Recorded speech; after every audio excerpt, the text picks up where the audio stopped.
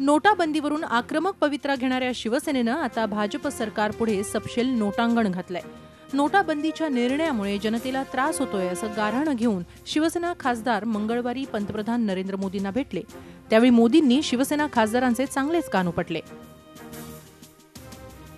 बाळासाहेब ठाकरे आज असते तर त्यांनी काळ्या पैशाविरुद्धच्या लढाईला पाठिंबा दिला असता।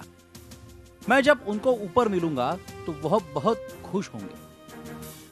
मैं तो उनको जवाब दे सकूंगा, लेकिन आप उनको क्या जवाब दोगे? अशा शब्दात मोदींनी त्यांना कोंडीत पकडलं। मोदींच्या या टोलेबाजीवर उद्धव ठाकरेंनी जोरदार प्रतिटोमणा लगावला खरा, पण पंतप्रधानांच्या भेटीनंतर शिवसेनेची भाषा मवाळ झालीय। मीडियानं बातमीचा विपर्यास केला।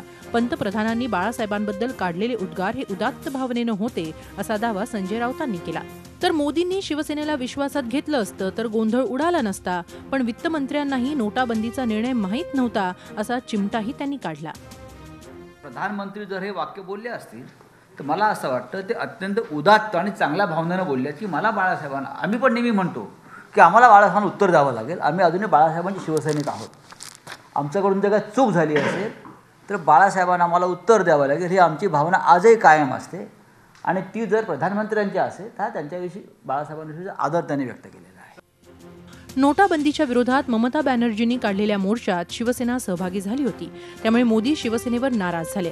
पण आम्ही मोर्चात सहभागी झालो याचा अर्थ ममता सोबत युती केली असा होत नाही असंही शिवसेनेनं स्पष्ट केलंय।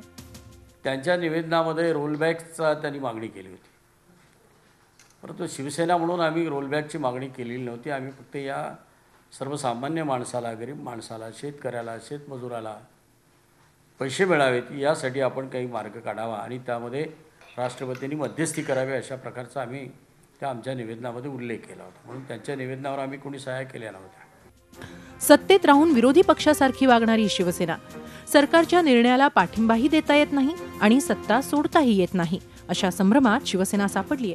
शिवसेनेची ही संभ्रमावस्था कधी दूर होणार? Bureau report, Zee Media. झी 24 तास रहा एक पाऊल पुढे।